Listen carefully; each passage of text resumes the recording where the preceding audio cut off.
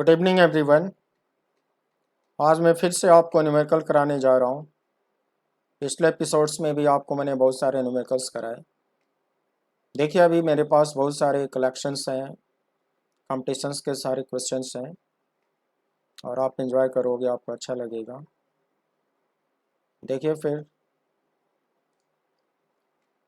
An infinite line of charge with uniform distribution is bent into U shape as shown. Find out the net electric field at point 2, center of lower semicircle. The linear charge density lambda is constant throughout. देखो बच्चों, इसमें जो बोला है उसको diagram से समझो।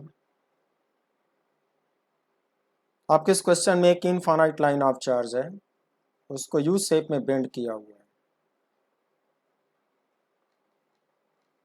upward infinity and the bent portion is semicircular whose radius is small r and center of the semicircle is point 2. The angle subtended at the center by this semicircular arc phi equals pi. Lambda coulomb per meter, this is linear charge density which is constant throughout at every point. This is lambda, lambda and lambda. आपसे पूछा गया है कि because of this U-shaped infinite line of charge, find out intensity of electric field at this point 2. इस point पर निकालना है आपको नेट इलेक्ट्रिक फील्ड का इंटेंसिटी। बच्चों हम लोग क्या करेंगे कि इस पूरे स्ट्रक्चर को 3 पार्ट्स में डिवाइड करेंगे। 3 पार्ट्स में कैसे डिवाइड करेंगे देखो। Part 1 left semi infinite wire, part 2 right semi infinite wire and part 3 lower semicircular wire. We know due to the left semi-infinite wire Ex1 equals Cy1 equals lambda upon 4 pi epsilon naught r. ये formula मैं discuss कर चुका हूँ। Semi infinite wire कैसे create होगा देखो यहाँ पर।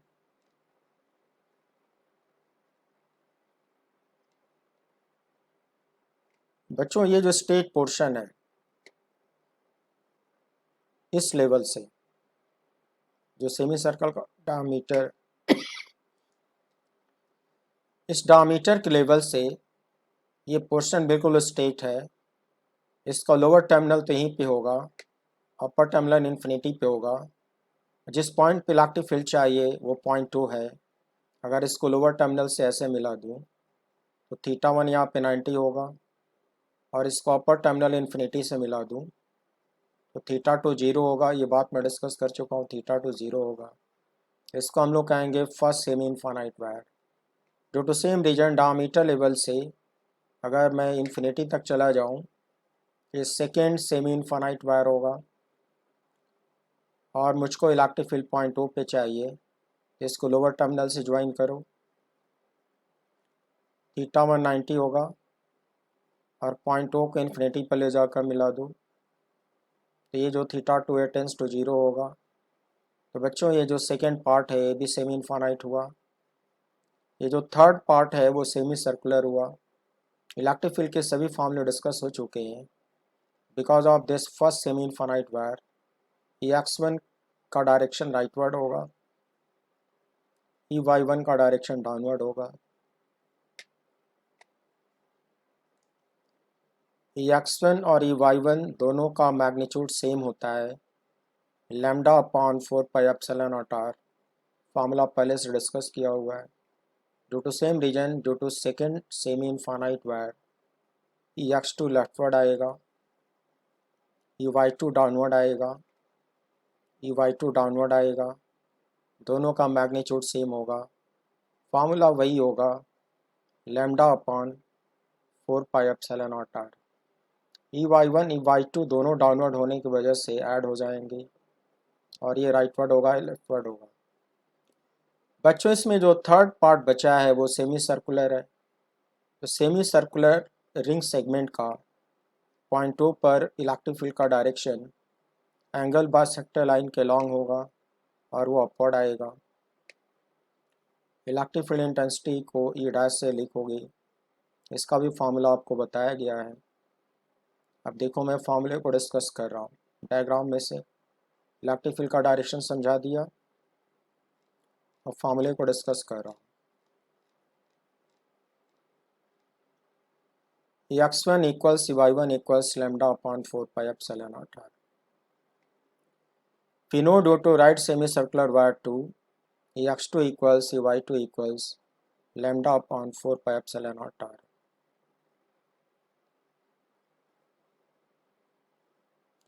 And we know due to lower semicircular wire third, u dash equals lambda upon 2 pi epsilon naught r. ये सभी फॉर्मूले हम लोग पहले डिस्कस कर चुके हैं। अगर आप भूल गए हो तो पिछले एपिसोड्स रिवाइज करने होंगे। अब देखो इसमें क्या क्या कैंसिल होगा। इन दोनों का मैग्नीट्यूड इक्वल है, डायरेक्शन अपोजिट है, तो बैलेंस हो जाएंगे, कैंसिल आउट हो जाएंगे।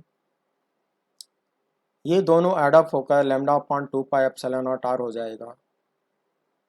ये पहले से lambda upon 2 pi epsilon not r है, तो एक तरह से ये भी दोनों इक्वल एंड अपोजिट हुए, तो भी दोनों बैलेंस हो जाएंगे। जब इसमें 4 वेक्टर है, चारों बैलेंस हो गए, तो पॉइंट ऑफ पर रिजल्टेंट इलेक्ट्रिक फील्ड की वैल्यू क्या आनी चाहिए? 0। तो बच्चों पॉइंट ऑफ पर नेट इलेक्ट्रिक फील्ड का आंसर 0 आएगा। देखो x1 equals x2 equals this, u dash equals y1 plus y2 equals this. Therefore net electric field at point O EO equals 0. Done. Next example. In the below figure, an infinite line of charge with uniform distribution is bent into L shape as shown. Find the net electric field EO vector at point O at the center of the corner quarter ring. Diagram देखो बच्चों, इस diagram में भी infinite wire है मगर उसको L shape में bend किया हुआ है। बेंड करने के लिए कॉर्नर पे एक क्वार्टर रिंग क्रिएट करा गया है। Quarter ring segment lambda through out constant है और क्वार्टर रिंग का रेडियस आर है, सेंटर उसका वो है। एक्स वाई कोऑर्डिनेट पहले से बना कर दिया है, X Y coordinate system already given है। आपसे पॉइंट ओ पर नेट इलेक्ट्रिक फील्ड वेक्टर पूछा है, इसका answer I cap J cap में देना होगा बच्चों। पिछले क्वेश्चन की तरह इसको भी 3 पार्ट्स में डिवाइड करा जाएगा। ये जो इसका रेडियस लेवल है, रेडियस लेवल से ऊपर ये बिल्कुल स्ट्रेट है अप टू इन्फिनिटी, इसको फर्स्ट सेमी इनफाइनाइट वायर बोलोगे। और ये जो रेडियस लेवल है उसे राइट साइड में अप टू इन्फिनिटी बिल्कुल स्ट्रेट है, इसको सेकंड सेमी इनफाइनाइट वायर बोलोगे। और ये जो कॉर्नर है वो क्वार्टर रिंग है, इसकी वजह से पॉइंट ओ पर नेट इलेक्ट्रिक फील्ड फार्मूले से लिख डालेंगे। तो आप पढ़ चुके हो एंगल बाइसेक्टर लाइन के लॉन्ग होता है। 90 डिग्री का जो बाइसेक्टर लाइन होगी 45 डिग्री पे होगी, तो उसके लॉन्ग ऐसे आउटवर्ड आता है इलेक्ट्रिक फील्ड। डायग्राम देखो, फॉर्मूला समझो। The whole configuration is divided into 3 parts as shown below. Part 1 vertical semi-infinite wire, Part 2 horizontal semi-infinite wire, Part 3 corner quarter circular wire. We know due to vertical semi-infinite wire 1, Ex1 equals Cy2 equals lambda by 4 pi epsilon naught r। पिछले question की तरह ये दोनों equal होते हैं और ये formula होता है।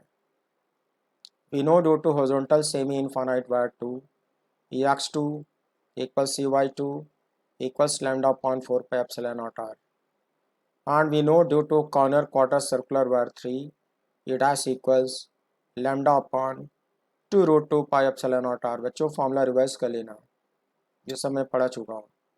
अब डायग्राम देखो, देखो रेडियस लेवल से इन्फिनिटी तक ये फर्स्ट सेमी इनफाइनाइट वायर हुआ पिछले क्वेश्चन की तरह। तो पॉइंट 2 पर इसके इलेक्ट्रिक फील्ड के 2 कंपोनेंट होंगे, x1 राइटवर्ड आएगा और y1 इसका डाउनवर्ड आएगा। Is it? Due to same reason जो सेकंड सेमी इनफाइनाइट वायर है वो इस वर्टिकल रेडियस से राइट साइड में होगा, इसका भी लैम्डा उतना ही है, तो इसकी वजह से पॉइंट ओ पर जो एक्स कंपोनेंट का फार्मूला सिखाया गया है वो इसके लेंथ पे परपेंडिकुलर सिखाया गया है। सिंबल्स में उसको x2 लिख डालूँ और इसके इलेक्ट्रिक फील्ड का y कंपोनेंट उसके पैरेलल अपोजिट डायरेक्शन में सिखाया गया है। ये y2 लेफ्ट साइड में होगा, इन दोनों का मैग्नीट्यूड इक्वल होगा, और ये x1 राइटवर्ड होगा, ये y1 डाउनवर्ड होगा, इन दोनों का मैग्नीट्यूड इक्वल होगा। फार्मूला होता है लैम्डा अपॉन 4πε0r। अब ये रहा बच्चों क्वार्टरिंग की वजह से इलेक्ट्रिक फील्ड पॉइंट ओ पर एंगल बाइसेक्टर लाइन के अलॉन्ग होगा और पॉइंट ओ पे आउटवर्ड होगा। ये 45 आएगा क्योंकि एंगल बाइसेक्टर लाइन है। हम लोग जान चुके हैं कि इन दोनों का फार्मूला सेम होता है। आमीन इन दोनों वेक्टर का मैग्नीट्यूड इक्वल होगा तो बैलेंस हो जाएंगे। इन दोनों वेक्टर का भी मैग्नीट्यूड इक्वल होगा, ये भी बैलेंस हो जाएंगी। बच्चों ये चार वेक्टर तो कैंसिल आउट हो गए। अब ये अनबैलेंस्ड है, ई डैश एक अकेला वेक्टर है, अनबैलेंस्ड है, तो कहेंगे कि पॉइंट ओ पर net electric field E dash के बराबर होगा, और ई डैश 45 डिग्री बनाएगा एक्स एक्सिस से। इसके दो कंपोनेंट निकाले जाएंगे, ई डैश का एक्स कंपोनेंट इधर आएगा, वाई कंपोनेंट इधर आएगा, और दोनों कंपोनेंट में आई कैप जे कैप लगाकर नेट इलेक्ट्रिक फील्ड का आंसर लिखा जाएगा। इसका एक्स कंपोनेंट बच्चों ई डैश कॉस 45 होगा, वाई कंपोनेंट इसका ई डैश साइन 45 होगा। इस नेट इलेक्ट्रिक फील्ड को वेक्टर में कैसे लिखेंगे वो सीखो। देखो मैंने यहाँ डिस्क्राइब किया है, ये x1 equals y2 that is lambda upon 4πε0r, ये x2 equals y1 lambda upon 4πε0r। ये तो दोनों बैलेंस हो गए, ये दोनों बैलेंस हो गए, डायग्राम में समझा दिया। Net electric field at point O should be EO equals C dash. ये अनबैलेंस वेक्टर है, ये जो बचा है वही नेट इलेक्ट्रिक फील्ड कहलाएगा, और इसका ये फार्मूला हम लोग पहले से जानते हैं। और वेक्टर नोटेशन में कंपोनेंट लेना पड़ेगा, तो नेट इलेक्ट्रिक फील्ड को वेक्टर में कैसे लिखेंगे, ई डैश का x component into i cap, E dash का y component into j cap. बच्चों ये 1/√2, ये भी 1/√2, E dash by root two common आएगा, ब्रैकेट में i cap plus j cap आएगा। अब ई डैश का फॉर्मूला यहाँ पे पुट कर डालेंगे, यहाँ से नीचे √2 से मल्टीप्लाई होकर ये 4 हो जाएगा, तो बच्चों ये आएगा lambda upon 4πε0r and with in bracket i cap plus j cap. तो जो net electric field point O पर आएगा उसको वेक्टर फॉर्म में ऐसे डिनोट कर सकते हो। अब मैग्नीट्यूड पूछेगा तो वो तो ई डैश के बराबर ही होगा, और ये फार्मूला पहले से आपको पता है। डायरेक्शन 45 डिग्री बना रहा है। One more question, in the shown below figure there is a uniformly charged non-conducting solid sphere of radius r from which a spherical cavity of diameter capital R is cut and removed. The remaining charge of the solid sphere is q. Find electric field and potential at point P due to the remaining sphere shown.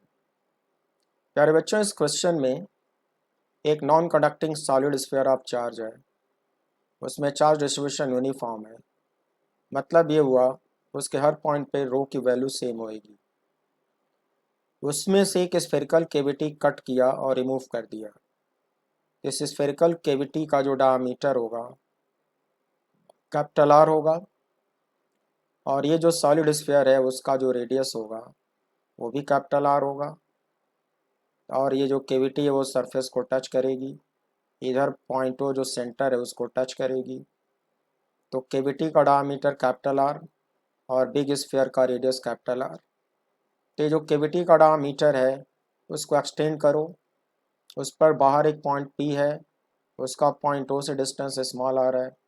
यहाँ पे आपसे पूछा है potential and net electric field. Question में बताया गया है कि काटने के बाद जो बचा है आई मीन रिमेनिंग चार्ज वो कैपिटल Q है। काटने के बाद जो कुछ भी बचा हुआ चार्ज है वो कैपिटल Q है। तो यहाँ पे इस सिस्टम की वजह से यहाँ पे पोटेंशियल और इलेक्ट्रिक फील्ड निकालो। प्यारे बच्चों मैंने आपको कट बॉडी का थ्योरी पढ़ाया, वही थ्योरी यहाँ पे अप्लाई करो। ध्यान से देखना। First we will assume uncut sphere and cut portion separately as shown below. Uncut sphere पहले कंसिडर करो। अगर स्फीयर कटा ना होता तो कैपिटल आर रेडियस का सॉलिड स्फीयर होता और इसमें चार्ज कैपिटल क्यू से ज़्यादा होता। माना कि इसमें टोटल चार्ज जो एनक्लोज्ड है that is denoted by Q uncut and radius capital R and the distance of this point is small r already given। बच्चों आप सारे फार्मूले और केस डिस्कस कर चुके हो। अगर ये सॉलिड स्फीयर होता, अनकट होता, तो पॉइंट P पर इसका अपना खुद का electric field along the axis radially outward होता, denoted by E uncut vector, और यहाँ पे उसका अपना खुद का पोटेंशियल भी होता, डिनोटेड बाय V अनकट। तो पहले हम लोग फार्मूले से इन दोनों को लिख डालेंगे। एक एजम्पशन लिया हूँ कि राइटवर्ड डायरेक्शन में एक यूनिट वेक्टर डिफाइन कर दिया हूँ, डिनोटेड बाय एन कैप। उसके बाद बच्चों कट पोर्शन को अलग से दिखाओ। जो केविटी यहाँ पे बनाई गई है ऊपर, अगर उस केविटी को मैं रिमूव नहीं किया होता, केविटी को रिमूव ना करा गया होता तो केविटी इतना बड़ा होता, उसमें चार्ज भरा होता, डायमीटर उसका कैपिटल आर होता, सेंटर ओ डैश, और इसमें जो कुछ भी चार्ज कंटेन्ड होता उसको एक सिंबल दिया क्यू कट। प्यारे बच्चों सेम पॉइंट P पर इस कट पोर्शन की वजह से अपना खुद का इलेक्ट्रिक फील्ड वो भी राइटवर्ड होता, उसको मैंने ई कट वेक्टर से डिनोट किया। इस कट पोर्शन का खुद का एक पोटेंशियल होता, उसको वी कट सिंबल से डिनोट किया। तो मैं क्या है कि ये 4 क्वांटिटी फार्मूले से लिख कर दिखाता हूँ, उसके बाद फिर डिफरेंस ले लूँगा। प्यारे बच्चों ये टॉपिक मैं अपनी बुक से पढ़ा रहा हूँ। टाइटल है इलेक्ट्रोस्टैटिक्स एंड कैपेसिटर्स वॉल्यूम 1 और मैं इसका राइटर प्रिपेयर कर रहा हूँ।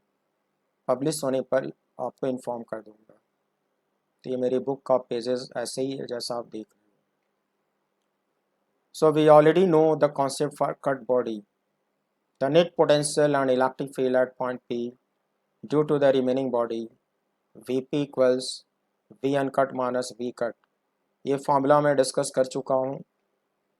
यूनिफॉर्मली चार्ज बोला है तो रो को कांस्टेंट मानोगे। जब रो को कांस्टेंट मानोगे तो एवरेज वैल्यू का फार्मूला और इंस्टेंटेनियस वैल्यू का फार्मूला सेम होगा। तो अगर ऐसा है तो जो क्यू अनकट है उसको निकालने के लिए रो की वैल्यू को होल बिग स्फीयर के पूरे वॉल्यूम से मल्टीप्लाई करना होगा। रो को निकालने के लिए रिमेनिंग चार्ज को रिमेनिंग वॉल्यूम से डिवाइड करना होगा। Is it? बच्चों काटने के बाद जो बचा है उसमें रिमेनिंग चार्ज कैपिटल क्यू है, तो एक्चुअल रो निकालने के लिए रिमेनिंग वॉल्यूम से डिवाइड करना होगा। रिमेनिंग वॉल्यूम क्या होगा? बिग स्फीयर का वॉल्यूम पहले लेना होगा, 4/3 पाई कॉमन आएगा, कैपिटल आर क्यूब। इसको मल्टीप्लाई करने से वॉल्यूम ऑफ बिग स्फीयर आएगा minus volume of cavity sphere. जो केविटी काट के रिमूव करे हो, केविटी का रेडियस r/2 होगा, तो इसका वॉल्यूम आएगा 4/3 पाई r/2 का क्यूब। बच्चों दोनों का डिफरेंस लेने से ये रिमेनिंग सॉलिड वॉल्यूम आएगा और ये रिमेनिंग चार्ज आएगा, और डिवाइड करने से रो की वैल्यू आएगी। फिर जो अनकट स्फीयर है उसके होल वॉल्यूम से मल्टीप्लाई कर दो, ये उसका होल वॉल्यूम। आप देख सकते हो कि आर क्यूब यहाँ से कॉमन आएगा तो कैंसिल आउट होगा, यहाँ 1 बचेगा, यहाँ 1/8 बचेगा। डिफरेंस लोगे तो यहाँ 7/8 आएगा। रेसिप्रोकल ले लोगे तो 8/7 आएगा। क्यू अनकट आ गया बच्चों। कट पोर्शन का क्यू कट कैसे निकालोगे?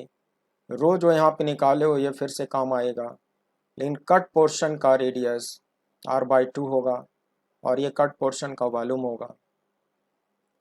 तो कट पोर्शन के वॉल्यूम को वॉल्यूम चार्ज डेंसिटी रो से मल्टीप्लाई कर दो तो क्यू कट आएगा। रो की वैल्यू यहाँ से कॉपी पेस्ट करो into volume of the cut portion. इसमें से आर क्यूब फिर से ले लो कॉमन, 4/3 पाई कटेगा, आर क्यूब कटेगा। बच्चों यहाँ पे 1/8 आएगा और यहाँ पे कितना आ जाएगा 1 माइनस 1/8 दैट इज 7/8। 8 कैंसिल होगा, क्या बचेगा, Q/7। तो आपने क्यू कट सॉल्व कर लिया। अब रटे हुए फार्मूले यूज करो। पॉइंट पी पर नेट पोटेंशियल Vp, फार्मूला पढ़े हो V uncut minus V cut. बच्चों जो V अनकट होगा वो सॉलिड बिग स्फीयर की वजह से होगा। पॉइंट P उसके बाहर है, स्फीयर के बाहर है, तो फॉर्मूला आएगा 1/4πε0 Q uncut by small r, क्योंकि पॉइंट P उस स्फीयर के बाहर है। इस फार्मूले से V अनकट आएगा माइनस V कट। बच्चों डायग्राम में जो कट पोर्शन दिखाए हो तो उस कट पोर्शन के बाहर है पॉइंट P। जब कट पोर्शन के बाहर है तो उसका भी फार्मूला इसी तरह से होगा 1/4πε0 Q कट अपॉन दिस। बच्चों डिनोमिनेटर में क्या लिखोगे आप, पॉइंट P का कट पोर्शन के सेंटर से डिस्टेंस लिखते हो। पॉइंट P का कट पोर्शन के सेंटर से डिस्टेंस लिखते हो, that should be R minus capital R/2। Diagram से समझ लो। जब इस कट पोर्शन का पोटेंशियल आप यहाँ पे V कट लिखोगे तो फार्मूला पढ़ चुके हो तुम, it should be equal to 1/4πε0 whole of the charge Q cut divided by center of point P from O dash. Center of point P from O dash बच्चों डायग्राम में कितना आएगा, it should be R minus R/2, इसीलिए वहाँ पे लिखा R minus R/2। वो formula use करके मैंने V कट निकाल लिया है। देखो बच्चों ये V कट हो गया। Q अनकट ऊपर कैलकुलेट करे हो उसकी वैल्यू ला के रख दो। Q कट कैलकुलेट कर चुके हो उसकी भी वैल्यू ला के रख दो। इसमें से कुछ कॉमन मिलेगा, Q/7 बाहर निकाल लो। यहाँ बचेगा 8/R, लिख डालो। यहाँ बचेगा 1 upon small r minus R/2, लिख डालो। बच्चों ये हो गया net potential at point P due to remaining sphere. कितनी आसानी से सॉल्व हो गया। ये स्केलर था तो स्केलर मेथड से हो गया। इलेक्ट्रिक फील्ड वेक्टर है, इसका वेक्टर डिफरेंस लेना होगा, ऐसे ही पढ़ाया हूँ आपको। Net electric field at point P due to remaining sphere, it should be uncut minus E cut. इसको वेक्टर मेथड से बच्चों कैसे लिखोगे, पहले उसका मैग्नीट्यूड लिख डालोगे, फिर यूनिट वेक्टर से मल्टीप्लाई करोगे। Due to same reason E cut का पहले मैग्नीट्यूड लिखोगे, फिर यूनिट वेक्टर से मल्टीप्लाई करोगे। बच्चों पॉइंट P दोनों स्फीयर के बाहर है, स्फीयर के बाहर ये फार्मूला पढ़े हो capital Q by small r square, but Q की जगह पे Q अनकट लेना होगा और स्मॉल r पॉइंट P का बिग स्फीयर के सेंटर से डिस्टेंस होगा इंटू n कैप। जब V कट डिस्क्राइब करना होगा तो पॉइंट P जो कट पोर्शन है उसके भी बाहर है, तो फार्मूला होगा 1/4πε0 Q cut upon square of the distance. बच्चों ये जो डिस्टेंस होगा कट पोर्शन का, जो सेंटर O डैश है, O डैश से पॉइंट P तक का डिस्टेंस होगा और उसका स्क्वायर होगा, और ये कट पोर्शन का टोटल चार्ज होगा। एक्सटर्नल पॉइंट पे स्फीयर का ही फार्मूला पढ़े हो। फिर राइटवर्ड डायरेक्शन में यूनिट वेक्टर इन कैप से मल्टीप्लाई करो, फिर इसकी वैल्यू पुट करो यहाँ Q/7, इसकी वैल्यू पुट करो Q/7, फिर कुछ कॉमन मिलेगा, कॉमन ले लो, जो बचेगा यहाँ पे लिखो, इन कैप लगा रहने दो, ये EP वेक्टर आ गया।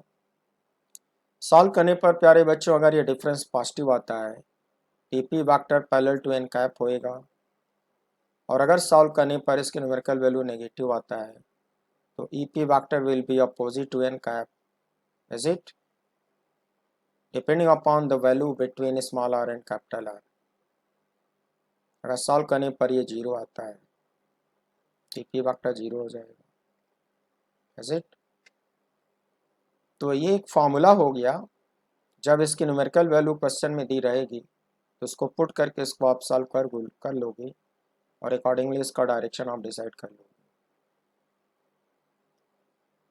वन मोर क्वेश्चन बच्चों, in the below shown spherically symmetric distribution of charge system, the volume charge density is given as rho as a function of r equals k into r power n, where k is a positive constant and n is not equal to -3. अब इसकी condition में समझा दूंगा ऐसा क्यों लिखा हुआ। Find the electric field magnitude E1 at r equals R1 where R1 is less than capital R। बच्चों ये डेरिवेशन बेस्ट क्वेश्चन हुआ, एक बार डेरिवेशन सीख लोगे उसके बाद लर्न कर लोगे तो फिर सिमिलर क्वेश्चन पूछने पे काम कर सकती हो। मैं आपको डेरिवेशन सिखाने जा रहा हूँ। ये एक सॉलिड स्फीयर है, ऑब्वियसली इसे नॉन कंडक्टिंग ही होना चाहिए। मान के चलो कि नॉन कंडक्टिंग है, इसके अंदर जो चार्ज डिस्ट्रीब्यूशन है वो यूनिफॉर्म तो नहीं है क्योंकि रो वेरिएबल है, लेकिन इसमें स्फेरिकल सिमेट्री है। इसका मतलब फॉर अ गिवन रेडियस इसके हर पॉइंट पर रो की वैल्यू सेम होगी। रो आर का फंक्शन है और वो फंक्शन है रो का k into r power n, where n is not equal to -3। -3 के अलावा ये कुछ भी हो सकता है बट -3 नहीं होना चाहिए। k को पॉजिटिव बोला है।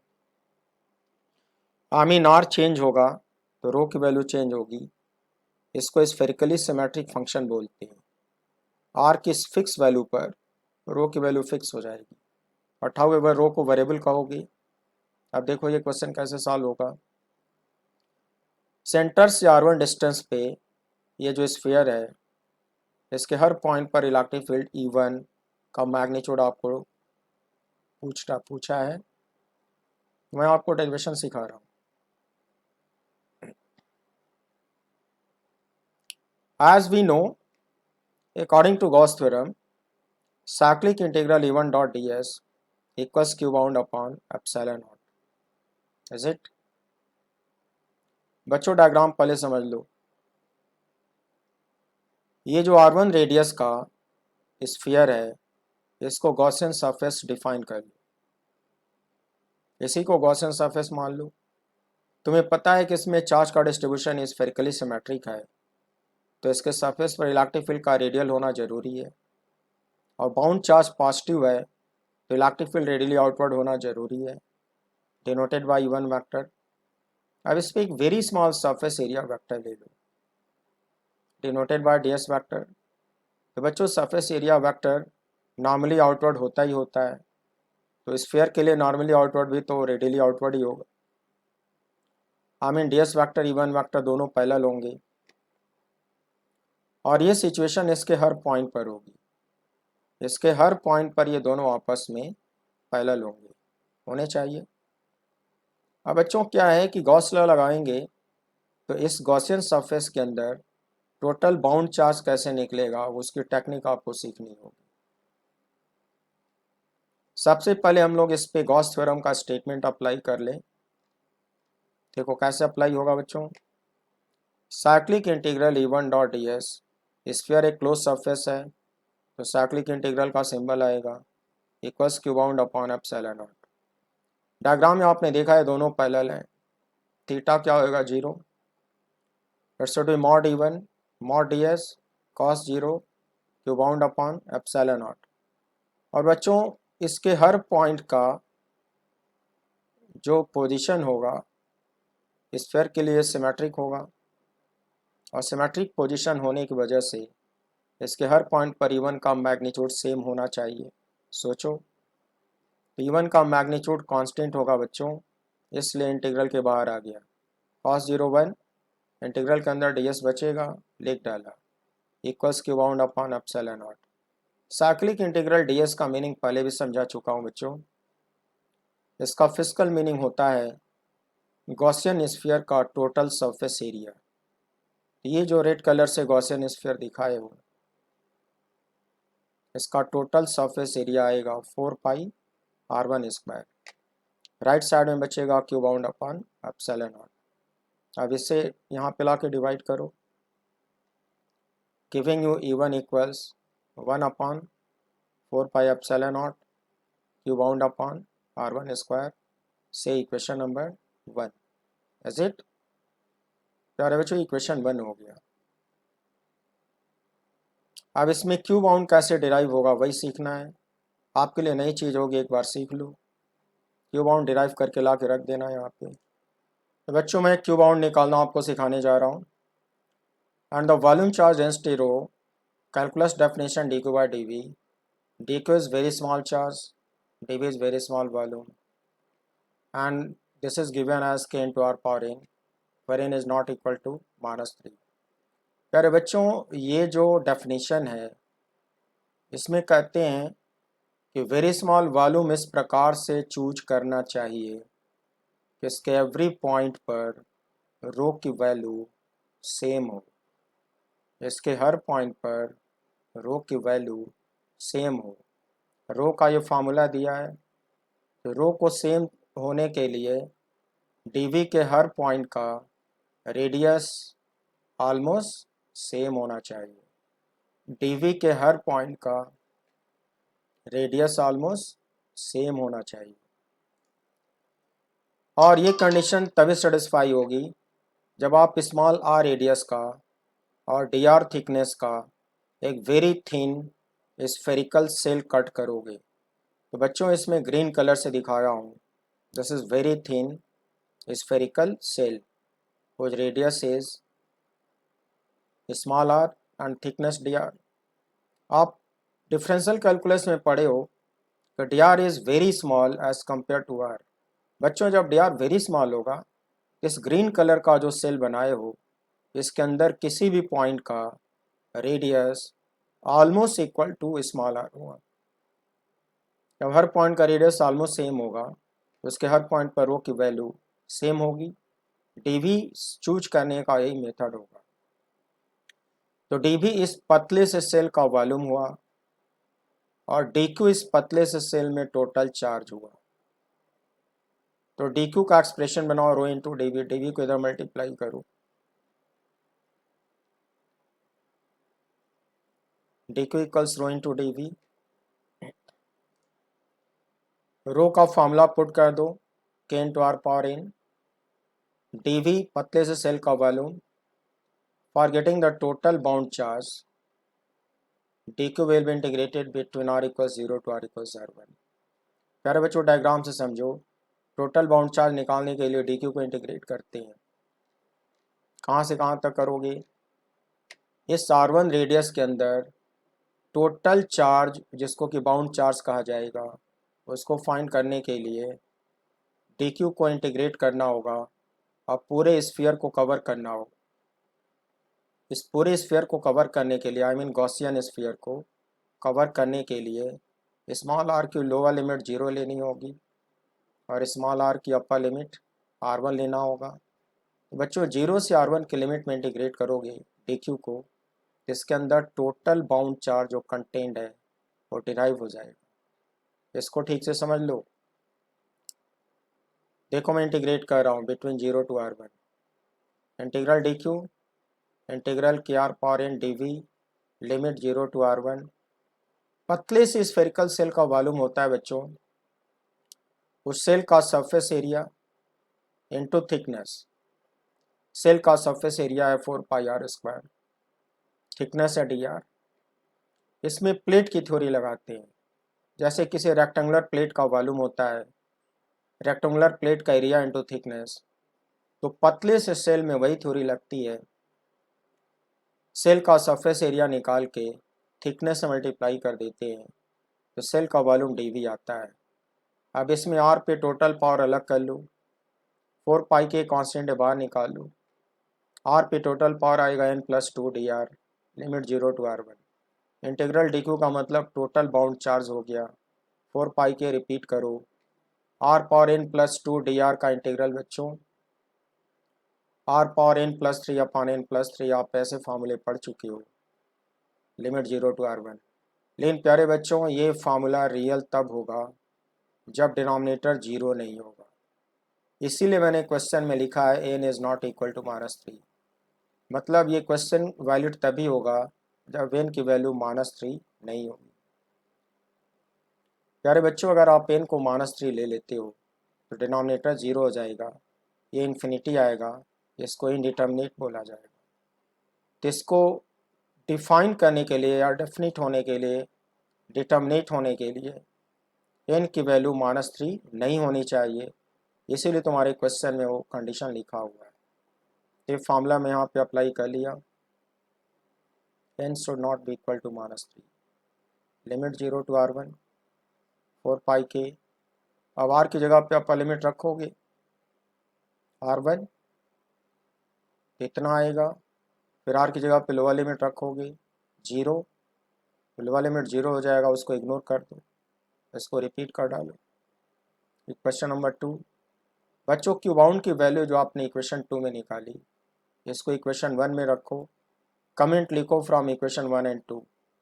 इक्वेशन 1 इतना डिराइव करे हो, क्यू बाउंड को सेपरेट कर लो, क्यू बाउंड की ये पूरी वैल्यू ला के यहाँ पे रख लो, r1 पावर n प्लस 3 को r1 स्क्वायर से डिवाइड करो, 4 पाई कट कर दो, k बाई एप्सिलॉन नॉट को अलग कर लो, r1 पे टोटल पावर आता है n+1 divided by n+3 and where n is not equal to -3।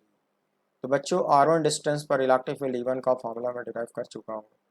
अब मैं आपको बताना चाहता हूँ कि इस फार्मूले पर 2 क्वेश्चन आपको जेईई मेन में मिलेंगे, रिसेंटली पूछा हुआ है, और इस फार्मूले पर एक क्वेश्चन आपको जेईई एडवांस में मिल जाएगा जो 10 सालों के अंदर पूछा हुआ है। तो इस तरह के 3 क्वेश्चन आपको 10 साल के भीतर मिल जाएंगे, जेईई मेन और एडवांस दोनों में। इसलिए मैंने सोचा आपको डेरिवेशन सिखा दूं, तो आप अच्छे से इसको समझ लो। देखो ये वही क्वेश्चन है जो जेईई मेन में रिसेंटली पूछा हुआ है, सेम टू सेम क्वेश्चन मैं डिस्क्राइब कर रहा हूँ। और इस क्वेश्चन को सॉल्व करने में मैं ये फार्मूला डायरेक्ट यूज़ कर लूँगा। पढ़ो, थोड़ा सा चेंज दिखेगा तुम्हें, मगर इसको हम लोग ट्रांसफॉर्म कर लेंगे। Let volume charge density rho as a function of small r is given as capital Q small r upon pi capital R power 4। Be the charge density distribution for a solid sphere of radius capital R and the total charge capital Q. For a point P inside the sphere at distance r1 from the center of the sphere, the magnitude of electric field is, you are given 4 options. 4 options given है, सही बताना है। प्यारे बच्चों, ये जो रो दिया हुआ है इसको मैं इस फार्मूले से कंपेयर करूंगा जो अभी भी डिराइव किया हो। As we know, for the spherically symmetric charge distribution, if rho as a function of r equals k into r power n, where k is a positive constant, n must not be equal to -3, then at every internal point small r less than capital R। बच्चों ये जो derivation दिया हो, अगर r1 को small r symbol दे दूँ और इसको ये लिख डालूँ, r1 को स्मॉल r सिंबल दे दूँ, ये फार्मूला कुछ ऐसा हो जाएगा, k by epsilon not r power n plus 1 upon n+3, n must not be equal to -3, ऐसा होगा। और इंटरनल पॉइंट के लिए डिराइव करे हो तो ये कंडीशन लागू होगा। बच्चों इस फार्मूले को यूज करो इस क्वेश्चन में। ये जब रो का फंक्शन था तो ये ऐसे आया था, तुम्हारे क्वेश्चन में रो का फंक्शन कुछ ऐसे दिया है। मैं कंपेयर करना सिखा रहा हूँ तुम्हें, देखो बच्चों रो की वैल्यू इतना दिया है, स्मॉल r को अलग कर लो, ये पूरा का पूरा कांस्टेंट है तो इसको k मान लो, r पे पावर 1 है, 10 की जगह पे 1 लिख डालो, k की जगह पे इतना लिख डालो, और r जो स्मॉल r है उसकी जगह पे r1 लिख डालो। तुम्हारे क्वेश्चन में r1 डिस्टेंस बोला है, और वही ऊपर वाला इलेक्ट्रिक फील्ड का फॉर्मूला इस्तेमाल कर लो। r की जगह पे r1, n की जगह पे 1, देखो n की जगह पे 1, same to same formula repeat कर लो। इसीलिए तो मैंने डेरिवेशन सिखाया हूँ कि same to same similar question आ जाए तो आप रटे हुए फार्मूले का इस्तेमाल कर लो। फिर ये बच्चों हो जाएगा, k को यहाँ पे लिख डालो, 1 अपॉन एप्सिलॉन नॉट अलग कर डालो, r1 पे पावर 2 आएगा, डिनोमिनेटर में 4 आएगा। k की वैल्यू आपने capital Q by pi r power 4 दिखाया है, उसके यहाँ पुट कर डालो, इसको रिपीट कर डालो, फिर इसको सिंप्लीफाई कर डालो, कुछ ऐसा आएगा। और 4 में से ये सी ऑप्शन हुआ। ये बच्चों यही जेईई मेन का क्वेश्चन है, जिसमें जो आज मैं डेरिवेशन दिया हूँ वो फार्मूला आपने कंपेयर करके डायरेक्ट यूज़ कर लिया और आंसर निकाल लिया, डेरिवेशन से बच जाओगी। लेकिन मैं डेरिवेशन सिखाया क्यों? क्योंकि वो लोग करते क्या है, कभी कभी ये फंक्शन बदल डालते हैं। हमेशा वो k into r power n type का नहीं होता है, हर साल वो फंक्शन बदल डालते हैं। तो जो बच्चा डेरिवेशन सीखे रहेगा वो इलेक्ट्रिक फील्ड का नया फार्मूला डिराइव कर ले जाएगा, इसलिए मैंने आपको डेरिवेशन सिखाया है। तो प्यारे बच्चों, मैं आपको सिंपल हार्मोनिक मोशन का कुछ रिवीजन करवा चुका हूँ।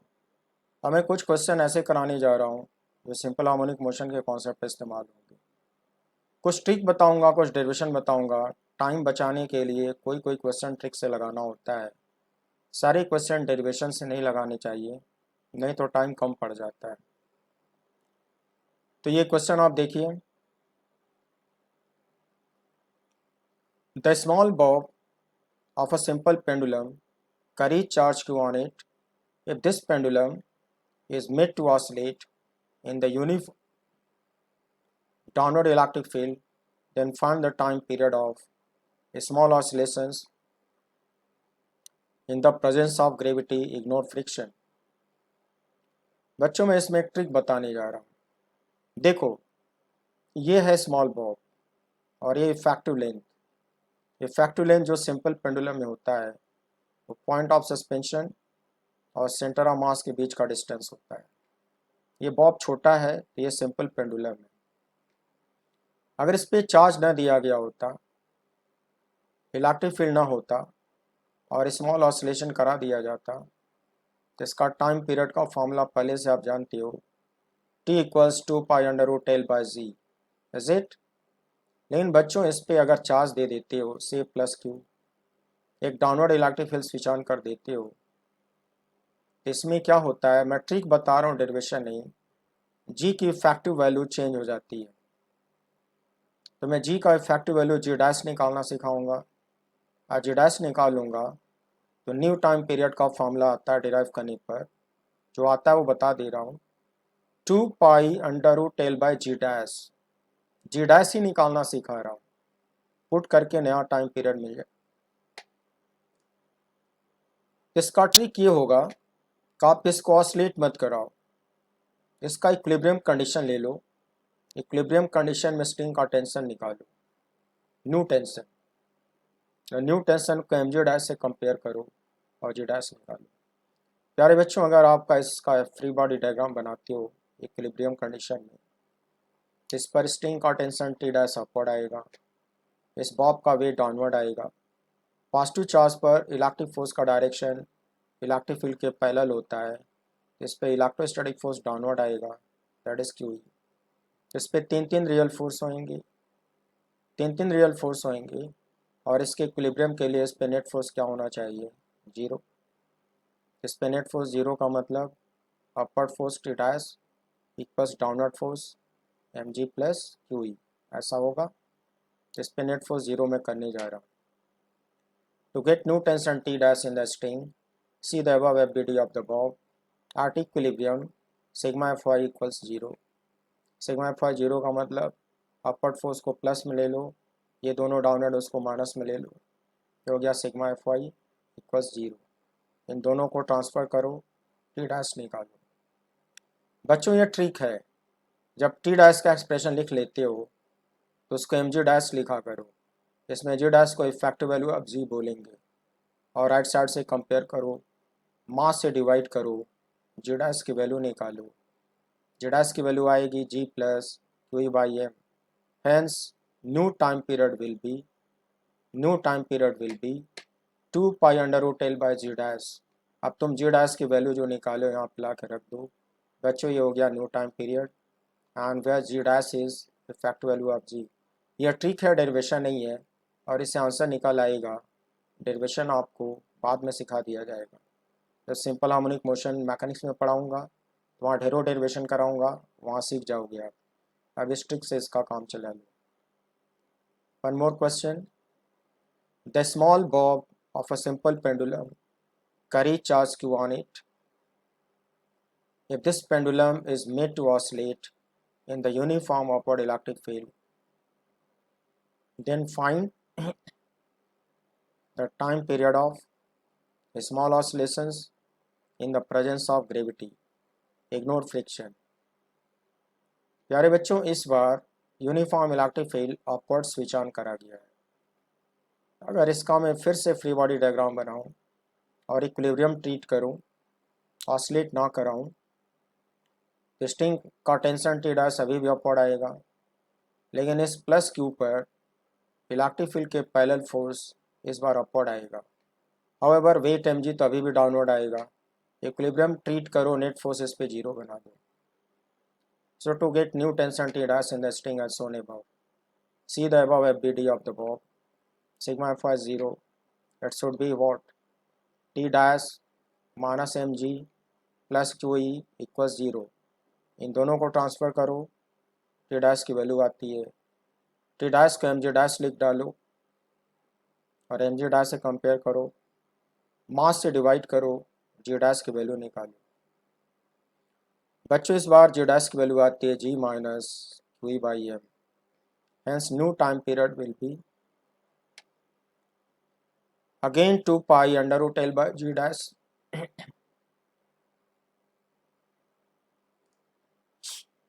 g dash की वैल्यू पुट कर डालो, ये हो गया न्यू टाइम पीरियड। लेकिन इसको रियल नंबर होने के लिए डिनोमिनेटर पॉजिटिव होना जरूरी है। तो प्यारे बच्चों, कहा जाता है कि ये केस और ये फार्मूला तभी वैलिड होगा, valid if and only if g is greater than q by m. g greater than q by m होने पर ये फार्मूला और ये कंडीशन वैलिड मानी जाएगी। लेकिन बच्चों, अगर किसी क्वेश्चन में g लेस देन हो गया तो ये नेगेटिव हो जाएगा, ये इमेजिनरी नंबर होगा और ये केस एग्जिस्ट नहीं करेगा। तो उसमें क्या होगा? अगर ये रिलेशन रिवर्स हो गया, ग्रेटर जगह पे लेस हो गया या नेगेटिव हो गया, तो उसका फिजिकल मीनिंग ये हुआ बच्चों, फिजिकल मीनिंग ये हुआ कि इस पर क्यू फोर्स इतना ज़्यादा होगा वो mg को एक्सीड कर जाएगा और इन क्यू और mg का रिजल्टेंट अपवर्ड आएगा, ये बॉब पलट के ऊपर हो जाएगा। बच्चों, ये बॉब उल्टा हो जाएगा, बॉब ऊपर टॉप पे चलाएगा और फिर भी वो ऑसिलेट करेगा, ऐसे ऐसे ऑसिलेट करेगा। तो जब भी वो g की वैल्यू ग्रेटर की जगह प्लेस होगी तो ऑसिलेशन तब भी होगा, मगर ये बॉब इन्वर्ट हो जाएगा, ये नीचे के बजाय ये वो पलट के ऊपर आ जाएगा। ऊपर आके स्ट्रिंग फिर से टाइट हो जाएगी, फिर उसको खींच के छोड़ दोगे तो ऐसे ऐसे ऑसिलेट करेगा। तो टाइम पीरियड का फॉर्मूला नए सिरे से डिराइव करोगे, तो डिराइव करोगे तो फ़र्क ये पड़ेगा नए डेरिवेशन में कि क्यू बाई एम यहाँ फर्स्ट टर्म होगा और जी सेकेंड टर्म होगा, और इसी तरह का एक फार्मूला फिर से मिल जाएगा। प्यारे बच्चों, ये तीसरा क्वेश्चन देख लो, बॉब पेंडुलम पे ही है। The small Bob of a simple pendulum carry charge q on it. If this pendulum is made to oscillate in the uniform horizontal electric field, then find the time period of small oscillations in the presence of gravity. Ignore friction. बच्चों, इस बार electric field को horizontal रखा गया है, rightward switch on किया गया, तो आपको समझ में आता होगा कि इक्विलिब्रियम कंडीशन इस बार वर्टिकल नहीं होएगी। ये जो क्यूई फोर्स बॉब पे लगेगा राइटवर्ड, वो पूरे पेंडुलम को इंक्लाइन करने की कोशिश करेगा। और इमेजिन करो कि किसी इंक्लाइन पोजीशन में इक्विलिब्रियम में आएगा। मान लो कि इक्विलिब्रियम पोजीशन मैंने दिखाया है। फ्री बॉडी डायग्राम बॉब का डिस्कस करो, Q rightward, mg downward, tension T dash along the string upward. बच्चों, इक्विलिब्रियम में क्या होगा? पैरेललोग्राम लॉ से क्यू और mg का जो रिजल्टेंट होगा वो ऐसे डायगोनल्स रिप्रेजेंट होगा और डाउनवर्ड आएगा। तो पैरेललोग्राम लॉ से इन दोनों का रिजल्टेंट निकालूंगा और क्यू और mg का जो रिजल्टेंट आएगा उसको ये टी डैश बैलेंस कर लेगा, तो इस पर नेट फोर्स 0 आ जाएगा। तो पैरेललोग्राम लॉ से इन दोनों का रिजल्टेंट कैसे आएगा बच्चों? थीटा की वैल्यू 90 देख रहे होगे, तो पैरेललोग्राम लॉ में तीसरा टर्म 0 हो जाएगा, खाली 2 टर्म बचेगा। तो कैसे निकलेगा देखो, दिखाता हूँ। Sigma A fractional should be 0 for the equilibrium. So T dash will balance resultant of mg and qe. बच्चों पैरेललोग्राम लगाओगे तो दो ही टर्म रूट के अंदर आएगा, mg square plus q square under root, और इसी रिजल्टेंट को टेंशन बैलेंस कर लेगा। फिर न्यू टेंशन को mg डैश लिखा करोगे, मास से डिवाइड करोगे तो जी डैश की वैल्यू आ जाएगी, कितनी आएगी, under root ji square plus Q by M का होल स्क्वायर। तो जी का इफेक्टिव वैल्यू आ गया। अब टाइम पीरियड डायरेक्ट लिख डालो, new time period equals 2 pi under root l by g dash. G dash की वैल्यू देखो यहाँ पे रख दिया, ये हो गया न्यू टाइम पीरियड। फिर G dash is effective value of G, then this is answer. So प्यारे बच्चों, आज टाइम ज़्यादा हो रहा है और मेरे पास कराने को अभी बहुत सारे अच्छे अच्छे क्वेश्चन हैं, और ये सारे क्वेश्चन कॉम्पिटिशन्स के ही हैं जो पिछले 40-50 सालों में पूछे गए हैं। जब आप अनसॉल्व पेपर लगाना शुरू करोगे तो सभी क्वेश्चन दिख जाएंगे। मैं कोई अलग से कोई नई चीज़ नहीं करा रहा हूँ, ये सारे क्वेश्चन पूछे जा चुके हैं। अच्छा, अब कराने का मकसद ये है कि वही क्वेश्चन रिपीट होते रहते हैं, थोड़ा थोड़ा लैंग्वेज चेंज हो जाती है और क्वेश्चन रिपीट कर दिए जाते हैं, इसलिए कोई भी टीचर ये सारे क्वेश्चन कराता है। इससे आपका कॉन्फिडेंस लेवल बूस्ट हो जाएगा। मेरे पास अभी बहुत सारे क्वेश्चन हैं कराने को, तो अभी न्यूमेरिकल का क्लास चलता रहेगा, और आई होप अभी कम से कम 2 एपिसोड में इलेक्ट्रिक फील्ड वाले न्यूमेरिकल कंप्लीट होंगे। उसके बाद मैं आपको कैपेसिटर्स का कॉन्सेप्ट पढ़ाना शुरू करूँगा। कैपेसिटर्स का पहले कॉन्सेप्ट पढ़ाऊँगा, डेरिवेशन तो बाद में कराऊँगा। उसके बाद कैपेसिटर्स पे आपको मैं ढेरों क्वेश्चन कराऊँगा, सो दैट आप कंपटीशन लेवल में अपेयर हो सको। और आपने सुना है कि बोर्ड का एग्ज़ाम हर एक बोर्ड वाले क्या कर रहे हैं, कैंसिल कर रहे हैं। सीबीएसई ने कैंसिल किया, आईएससी ने कैंसिल किया, अब जो स्टेट बोर्ड्स हैं वो भी धीरे धीरे कैंसिल कर रहे हैं। तो 12th में बोर्ड तो होना नहीं है, पास तो आप हो ही जाओगे, अल्टीमेटली आपको कॉम्पिटिशन्स में ही अपेयर होना है। कॉम्पिटिशन्स में क्या होता है कि सब्जेक्टिव टेस्ट तो होगा नहीं, ऑब्जेक्टिव होता है, तो उसमें फार्मूले का नॉलेज होना चाहिए, ग्राफ का नॉलेज होना चाहिए, और न्यूमेरिकल्स कैसे सॉल्व करते हैं उसकी टेक्निक होनी चाहिए। अगर मैंने डेरिवेशन अभी रोक रखा है बाद में कराने के लिए, एक तरह से अच्छा ही हुआ आपके लिए, अभी आपको डेरिवेशन की ज़रूरत नहीं है। लेकिन जो कॉम्पिटिशन्स के क्वेश्चन में डेरिवेशन यूज़ होता है वो तो मैं कराते चल रहा हूँ, उतना तो मैं आपको सिखा दे रहा हूँ। बाकी आप फार्मूले से काम चला लो, कॉम्पिटिशन्स को क्रैक करो।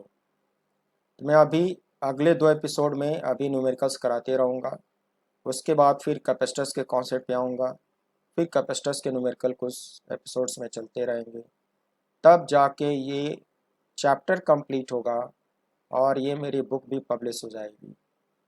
बुक पब्लिश हो जाएगी, मार्केट में आ जाएगी। और मैं आपसे रिक्वेस्ट करता हूँ कि आप इस वीडियो लेक्चर को ध्यान से देखो और समझो, और वीडियो पॉज करके नोट्स मत बनाओ।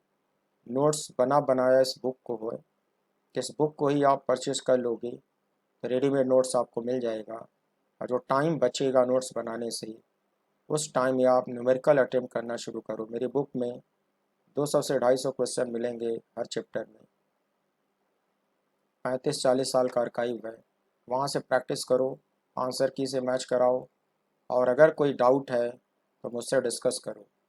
लेकिन डाउट डिस्कस करने के लिए बुक परचेज करना ज़रूरी है बच्चों। तो ये आपसे अपील करता हूँ कि बहुत जल्दी ये बुक मेरी पब्लिश होने वाली है और आपको फ़ायदा उठा लेना चाहिए।